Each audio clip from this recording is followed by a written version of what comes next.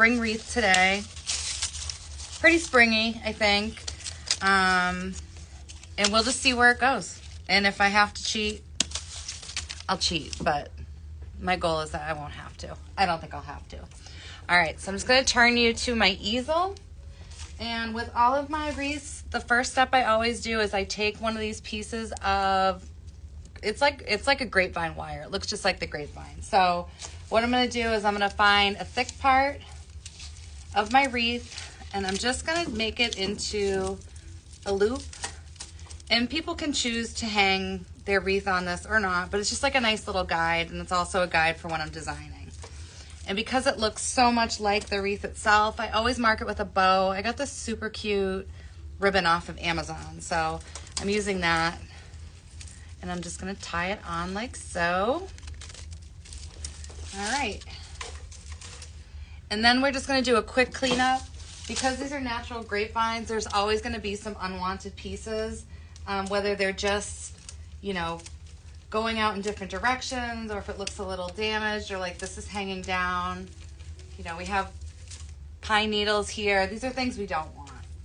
The other thing is we always want to be cautious about scratching our doors, or if we're wreath makers and we're making them for someone else, we always want to check the back. Because wreaths are supposed to be fun. It's not going to be fun if someone calls you to tell you that their brand new door is damaged. So I always like to make sure there's nothing too big sticking out. And then in the end, I always go back, I trim any stems that are back there, and then I add moss, okay? But for now, this is our front. This is a pretty symmetrical wreath, so it doesn't really have much of a bad side. So what I'm gonna start doing is I'm going to be going in with my ficus, and as you may know, I get my ficus from Pioneer, and I love it. It's like 97 cents a stem, and when you use it, I get 4 pieces of greenery out of it. So I just cut it 1, 2, 3, and 4. And what I'm going to do is I'm going to set the parameters of my wreath. And this is kind of like, and for all my fellow wreath makers, like when you get a good recipe and you just get really comfortable with it, this is kind of like the start of most of my recipes. So I'm going to start up top. And because I'm hyper OCD, I basically mirror just about everything I do. So if I start at the top, I'm going to go underneath and repeat that step, okay? So let's see. As Khloe Kardashian said, sometimes OCD is a gift. And I would say if you're making a wreath, it's a gift. So we're going to go in. And I don't want it too compact. I want it to still have that airy feel. So I'm not going to jam these all in right now. We're just going to we're going to start with like 6. And we're going to be making a crescent wreath. So as you can see, we're going to have this side like the moon covered up. And then this side's going to stay bare. Okay. So going in to my kitchen sink.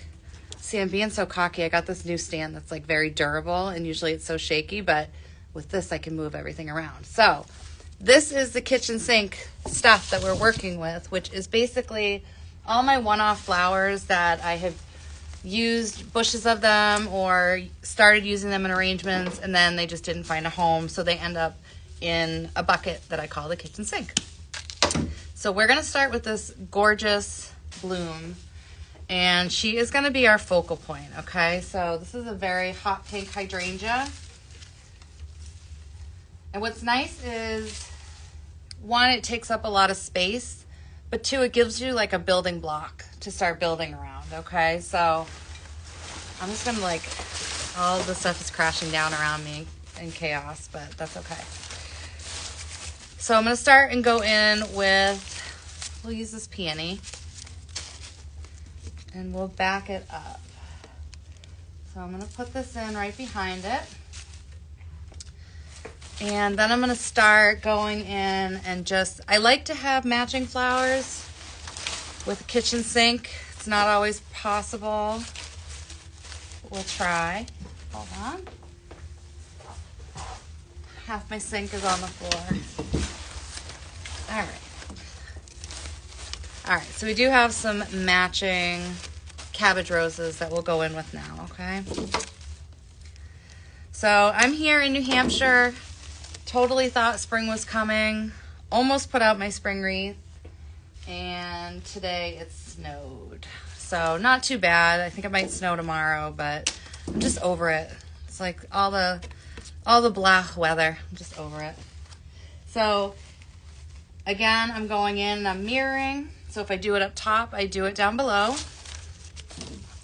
And this is really a good exercise for anybody who does, wreaths or crafts or whatever, just to challenge yourself, because I think we all get really deep into a project, get really excited, and then as soon as it's over, we just like throw everything and just try and ignore it. And when we do that, what we're doing is basically we have a lot of inventory that's just sitting around. So, who's in the 80s? Britt, yeah, you're in Texas, and you're very lucky.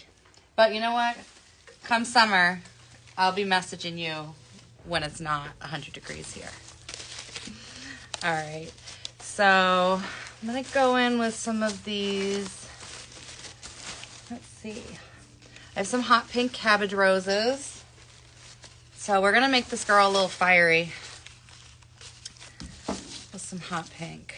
All right, so I don't know if anybody else uses Pioneer for their florals, but they're so consistent. Like, what you see is what you get. They're reasonably priced, and they ship very, very quickly. So I don't know if it was a wine-induced thing, but I basically placed a duplicate order and ended up with twice as many flowers as I needed. And in the end, it's not the worst thing because I'm just so happy with the quality. So go wine-induced shopping. All right. Now I'm going to come in another cabbage rose. And looks like the kitchen sink's only going to give me 2 of these small ones. I don't have another big bloom, so we'll still use this to get that same pop of color down below. All right. Here we go. So already this is coming together very quickly. Things come together a little quickly on lives because I'm just super awkward, so I just kind of move quickly. That's just an added bonus for anybody watching. But in general, someone asked me earlier around how long it takes to make a wreath, and sometimes it could be a half an hour, sometimes it could be an hour, and sometimes I get real stuck and it could be 2 hours, or it could be one of those ones where you just like have to walk away because it's just stressing you out. Something's just not working. So some people say push through. I say you want to end up with a product that you're really proud of. I don't want to rush through something, photograph it, list it, and then be like, no, it's not what I wanted. So now we're going to go in with some ranunculus. And I feel like this is like the year of ranunculus. I don't know. I'm seeing it everywhere. I love it. It's beautiful. I don't know if it grows in New England. I don't know if anybody else knows. I'm very curious, because I feel like they do. And I have been referring to a lot of these wreaths as New England gardens, so I don't know if I'm a liar. If I am, I'd like to know and be corrected. So if you know where ranunculus grows, let me know. Let's see, you like these? Oh, thank you. I do like to keep things a few inches off from the stem. Like if I'm doing a workshop, I like to remind people. Some people just have a tendency to really like pack things in. And when you're talking about things in nature, it's always corny, but I always have to say it. You want to make it so butterflies can kind of like navigate through. So if everything's like super jammed in and crammed, they don't have that. So we want to give it that natural airy feel. And we do that by leaving some space. So we have some lilac that I think is going to add a nice contrast. Let's see. And let me see, I guess I can show you. So I don't cook. I use a glue pan from Surebonder to dip. I feel like it's like hands-free as opposed to gluing as you go. One of the things just to be cautious of is it's so hot, and if the glue gets really, really hot, it drips very quickly. So you always just want to make sure that you're careful about it, and if it gets too hot, that you turn it down a little bit. But I highly, highly recommend it. So look, we're finding all these rando colors, and I think they're all going to look really pretty together. So this is some blue Queen Anne's lace. Let's see. I'm going to put one down below and one up top. Let's see. Just gives it that nice little balanced feel. All right, what else we got? We have some of these navy ranunculus. And see, this is what I'm talking about. These beauties are just like sitting here, not being shown off to the world when I could be using them. So this is a great way to use up material that's just kind of sitting around. So I always like to have something that is catching your eye on a crescent wreath that goes up higher than the other materials. Let's see. Like so. And then in addition, I always want something really nice trailing off the ends of it. So I'm going to go in with these fern. What I like about these fern is they're also from Pioneer. I know I sound like a Pioneer rep, but I'm not. I just really like their product. These all have leaves that you can move up and adjust. So you can manipulate them however you want. So when it comes to creating that airy feeling, I definitely want to keep some on the ends, like trailing. And then I want to repeat that.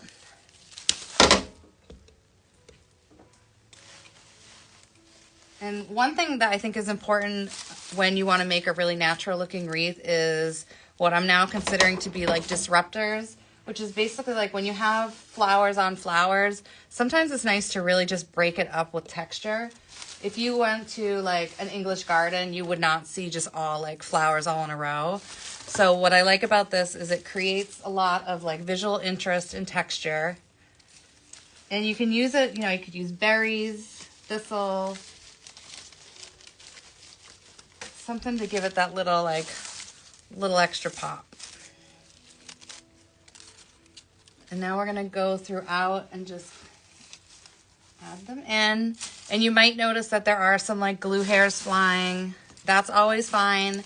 When I'm done, there's a few steps that we do at the end.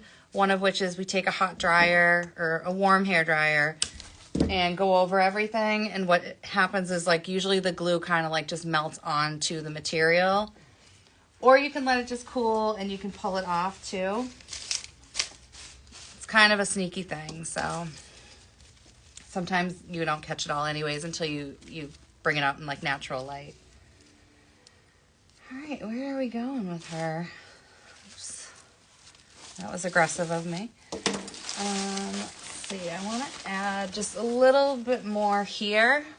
So when I'm doing my workshops, I always like to challenge people, just like, it's great to go to a workshop with a friend and just take a minute and like take your wreath, fold it up and say like, where are the holes? So I'm definitely seeing that there's a hole here and that there's a hole down here. So those are going to be the areas that I'm going to focus on now.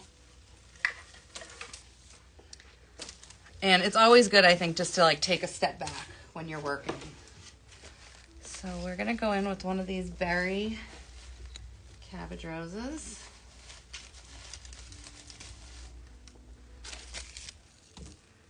Plug them in.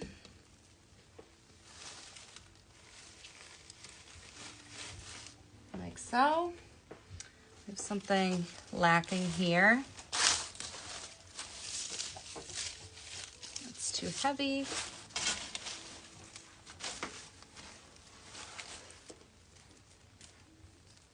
So much random goodness in here.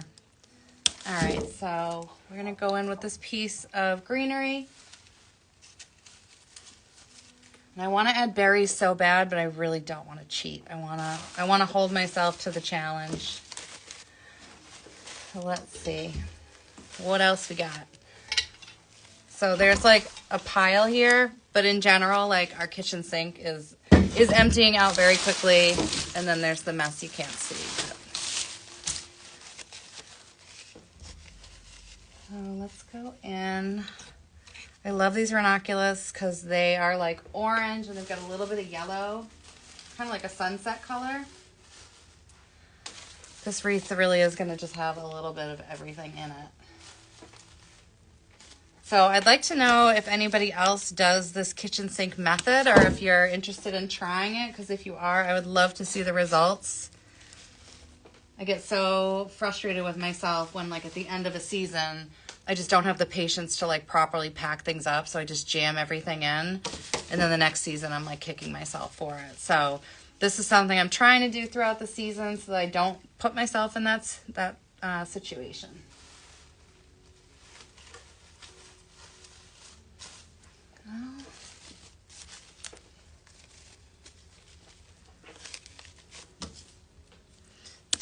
Things a little bit.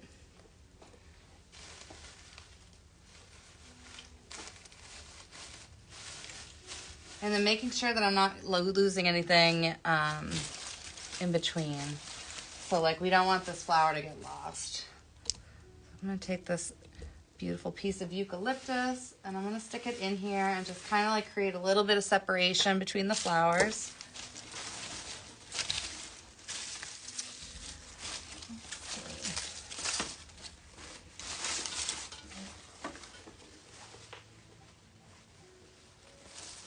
We're going to use some of this light lavender hydrangea for the top. I think we're almost done. I think we're pretty much done. I don't want to like overdo it and jam it with stuff and then have it look like really stressed and cramped. So what I'm going to do is put this in. All right, and I don't even know how long we've been doing this live. I don't think it tells me.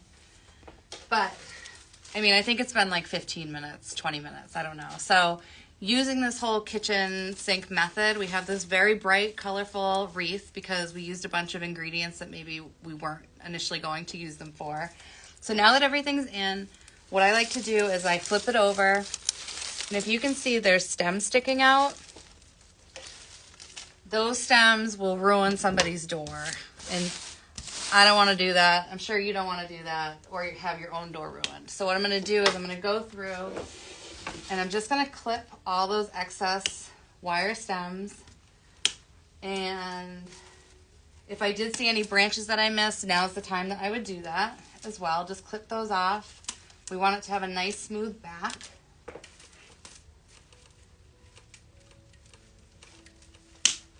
All right.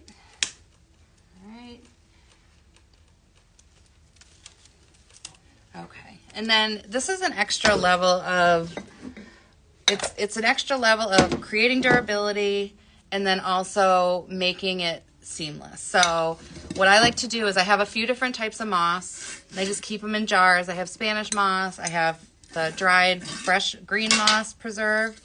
So what I'm going to do is I'm going to take some of this moss and anywhere that I just cut a stem off, if I just cut the stem that was dipped in the glue, then there's nothing securing it. So what I'm going to do now is I'm going to take my Surebonder gun, and I don't know why I keep doing that. It's something I only do on lives, I promise. It's a little cringe. I'm sorry, guys. I got to stop. But anyways, so I'm going to go in, and I'm going to add glue to the backs of these stems that I trimmed, and then I'm going to add the green moss on it. Just be careful because, again, it's super hot. And so what I like to do is I just like to rest it on there. And then once the glue is kind of set, then I make sure like I pat it on so that it's not falling off. Okay, and this is a nice way to make sure that your wreaths are nice and secure. I don't know if anybody saw my video from yesterday, but I had somebody who loved their wreath from like one of those fancy catalog stores. And she paid over $300 for it. And it fell apart after a few months. And normally I don't touch people's work, but she was just so sweet. And if you get me on the phone, I have a hard time saying no. So anyways, I ended up taking on the challenge, and I was really shocked when I disassembled the wreath. Like, what it was built on was not like one of these nice sturdy grapevines. It was like something, it was all just very manufactured. It had very little glue used. It had some wire. And if you do look at the video, I mean, I literally just pull it apart. And what I did is I then, because the woman loved the wreath so much, I then used the materials to recreate a new wreath. So it was a really fun project. They like went to Costco and they came back and I had a brand new wreath for them and they loved it. So, all right. So now we've got our moss back here. Then what I'm going to do is I'm going to take a warm dryer. Just go over everything.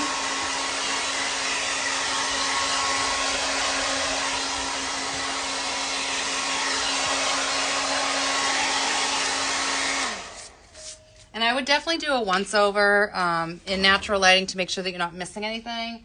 And then the final step is this Krylon spray. And I'm not going to spray it indoors just because it is like spray paint. But I think it's really important that people be using this product because nobody wants to buy a wreath for $100, $200 and have it fall apart or fade. So what I encourage people to do is when you've made a wreath, spray it. And if you're a wreath owner, and you know, like for myself, what I do is at the beginning of every season, I spray it. And I spray it just like around 30, 45 seconds. I always hit the greens extra hard because they turn bluish in the sun. They're like the first things to go. I spray it.